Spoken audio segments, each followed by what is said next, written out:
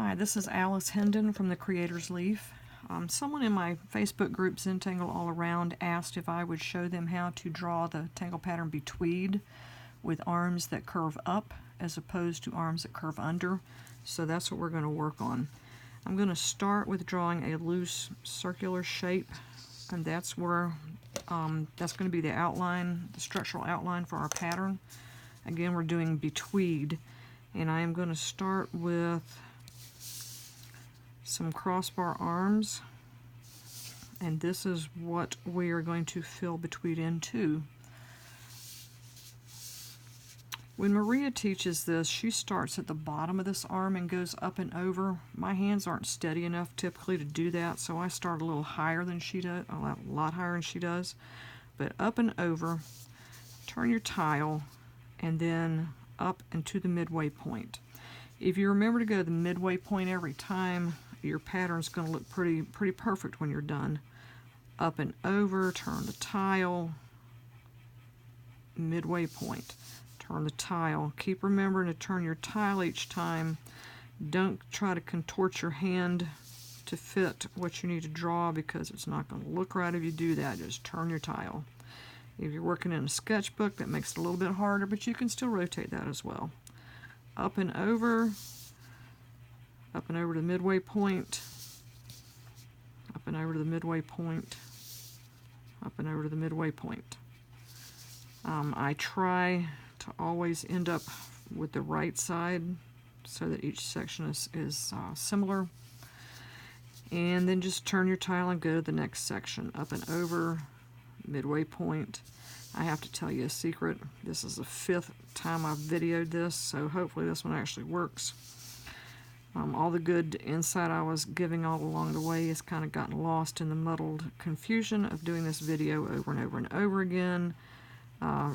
Truly, the most important things to remember are to rotate your tile and then up and over to the midway point.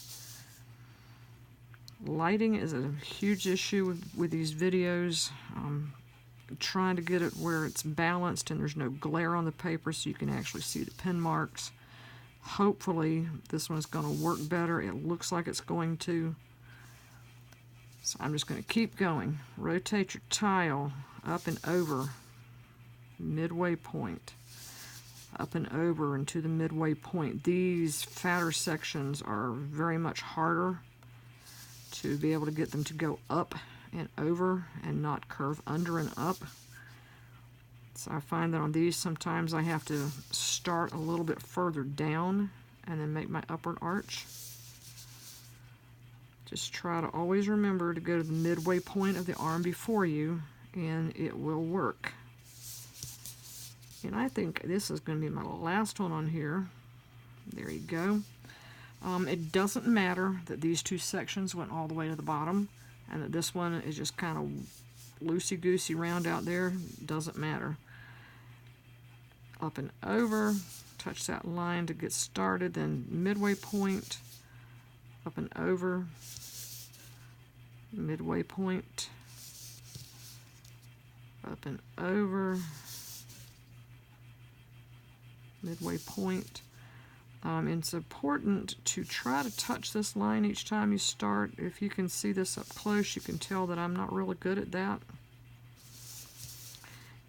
When I get done, if I think it looks weird, I can go back and touch some of that up. Typically, I don't worry about it. It all evens out when you shade it. Nobody's going to notice that anyway. Up and over, midway point. Remember, even though this section is skinnier, there's still a midway point. It's not as obvious as the fat sections, but it's still there, and you want to still meet it each time. Up and over, midway point. Meet at the midway point. Do you understand what I mean by the midway point? This line right here, think about the middle. That's where you're aiming for that line to go to. Same thing on this side, midway point.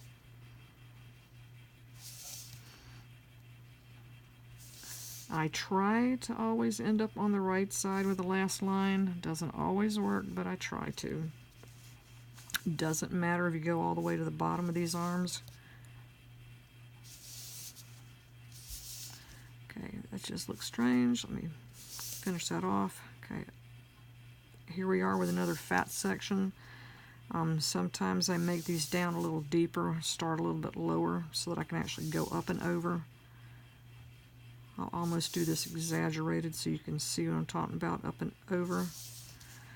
Try to hang in there with a midway point so these match up right. I hope that's still on camera.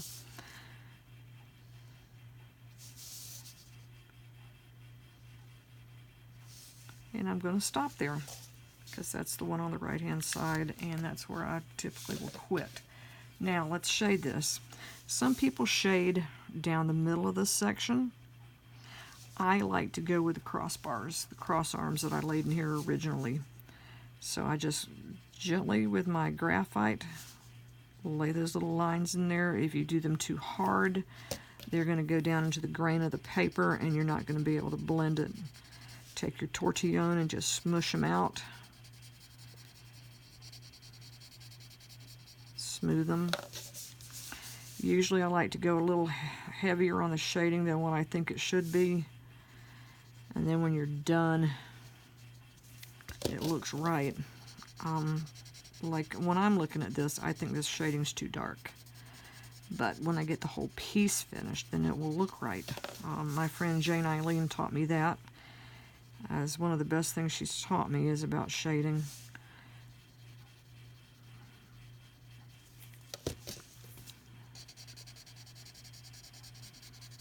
And just lay it in there nice and gently. Your graphite, nice and gentle. And then you can smooth it around and push it where you want to with your torque. Push or pull, either way. Like I said, if you do it too hard, you're not going to be able to do that because it's going to be dug down into the grain of the paper and it's not going to move. A lot of people are afraid to shade. Don't be afraid to shade, just do it. It's not anything to be afraid of.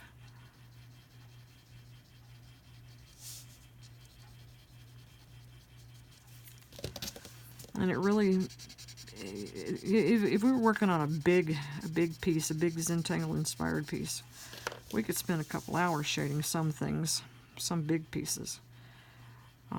Just an individual little pattern like this doesn't take that long, and it's amazing the difference it makes, because it really does make it look more 3D, more dimensional. And there, just as easy as that was, very simple to do, that little bit of shading